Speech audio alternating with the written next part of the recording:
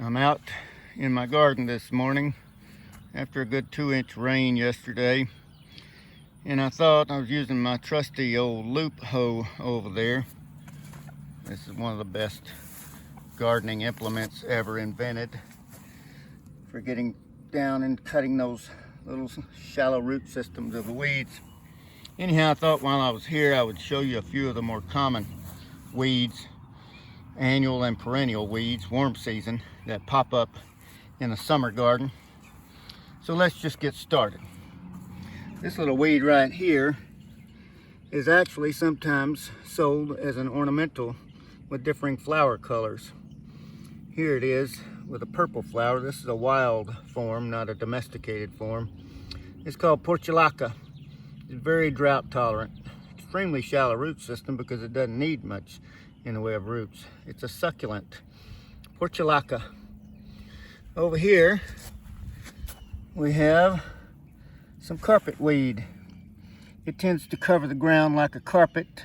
Little tiny seeds produced before you know it, and it reproduces quite easily. Here's another one that is a little bit more expansive, and you can see it just covers the ground.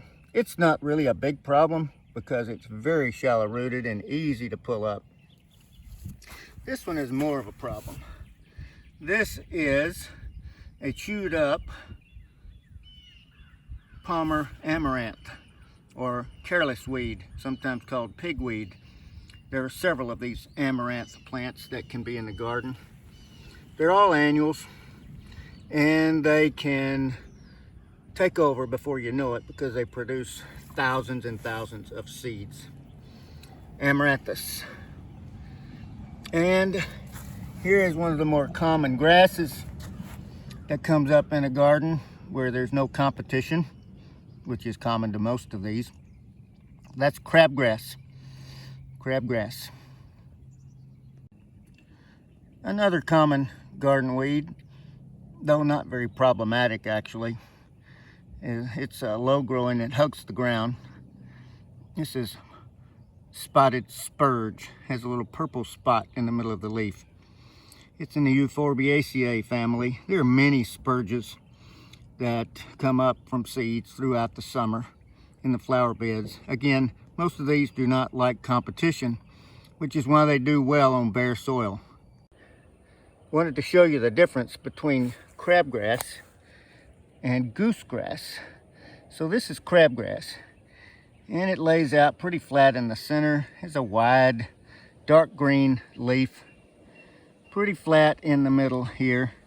But another species that does that too is goosegrass, but it grows a little more upright. The inflorescence looks different from crabgrass, however. So this is goosegrass. So here's goosegrass and crabgrass growing side by side. The more upright plant here is goosegrass, and the more decumbent grass, little fuzzier leaf on it, darker green, is crabgrass. Here's what the delicate little crabgrass inflorescence looks like. Not much to it. More crabgrass with the seed heads on it, inflorescence. This is in an area where I had potatoes, dug them up, and crabgrass popped up pretty quickly. So this is on the edge of the garden where I don't have anything growing. And that's a pretty thick stand of crabgrass. And that's what can happen if you let it get away from you. This isn't in the middle of my garden, so I'm not too worried about it. I just keep it mowed. There you see also amaranthus, pigweed, careless weed. This grass right here next to it hasn't quite flowered yet. Actually, there's an inflorescence coming out. That's called broadleaf signal grass. It's another annual warm season grass. Comes up in the summer garden. And it has a real wide leaf blade, very erect or upright growth habit. Broadleaf signal grass. Over here, is a plant remaining again from the winter. Ryegrass. See if I can get focused on it. Ryegrass. Inflorescence. Not very well focused. Now I'm going to show you a set of weeds that, mostly grasses, but some other things that you really don't want in your garden because they're very aggressive. They're perennials and they have some type of perenniating structure that helps them stay alive even during the winter. This first one is Bahia grass. I know you can't see much detail from this, but this is Bahia grass, very thick. If I could get a focus on the seed heads, you see the seed heads of Bahia grass. They have little dark structures emerging from the seed heads. Those are actually just the floral parts. That is, the stigmas and the anthers. Usually just two branches of the seed head, like a peace sign. So that's Bahia grass. Not good to have in the garden. Highly rhizomatous. I have a lot of it in my pasture, so it's impossible to completely keep out. But if I keep the seedlings under control, it's not too much of a problem. The next one is just common Bermuda grass. This little blue-green stuff you see here. Common Bermuda grass. There's some other stuff mixed in with it. Let me see if I can get a better picture of some common that's pretty well by itself. Here's common Bermuda grass pretty much by itself. It does form a thick mat on the ground. The inflorescence of common Bermuda grass is right here. Usually about 4 or 5 little branches coming off of a single point. So this grass can grow low to the ground, or it can grow about 8 to 10 inches tall. Of course, we have many improved varieties of Bermuda grass we use for forage crops and for turf grasses. And this one is on the outside of my garden, so I'm not worried about it, but it frequently tries to creep into my garden and I have to bring it under control.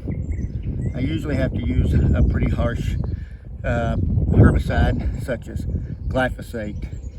I don't know how harsh that is, but it's one that is translocating, and if you get it on your desired plants, you're going to have trouble. Here's a little patch of common Bermuda grass that got established in my garden. There is no way to dig all that out. Too many stolons, too many rhizomes. I will probably wait until the end of the season, come in and hit this with some Roundup. If I try to kill it right now, I might get some of that Roundup on my squash, and I don't want to hurt my squash. That's a big zucchini squash plant. This plant is called Cutleaf Evening Primrose. It only flowers in the morning. It has these long seed pods right there. Those are the seed pods. Here's the flower right there.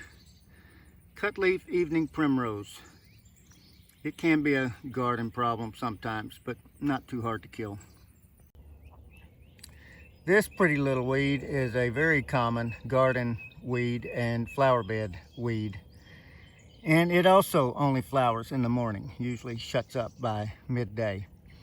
This is called spreading dayflower. There are many different dayflowers, but this is the worst one because the stems break off when you try to pull it up and it leaves a root in the ground. It's pretty, but it's competitive. This is an annual weed. Usually germinates in fall, and it comes through the winter and stays with us even into the summer, especially when it's wet. It's called cudweed, and there are many of these cudweeds, but this is one of the more common ones that you'll see. The inflorescence is kind of fuzzy looking on all of them. Cudweed, C-U-D-W-E-E-D. This is a very common turf weed. It's not so much a problem in the garden, but certainly does grow in the turf because it grows below our mowing height. And it's called dichondra. It has this little rounded leaf, but it's not completely round, which separates it from dollarweed and a few of the other ground huggers like this one. It grows in a little viney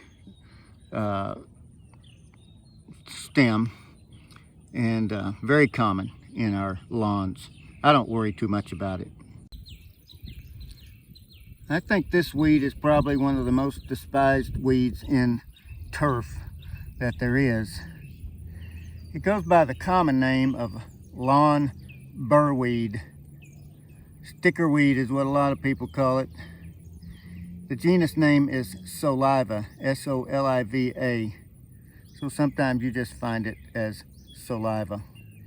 You can see it mixed in here with a little bit of dichondra. Very common. Again, a ground hugger, lower than where we mow. Right now here in the springtime, it's got seeds all over it, and those are the little stickers that stick in the bottom of your bare feet.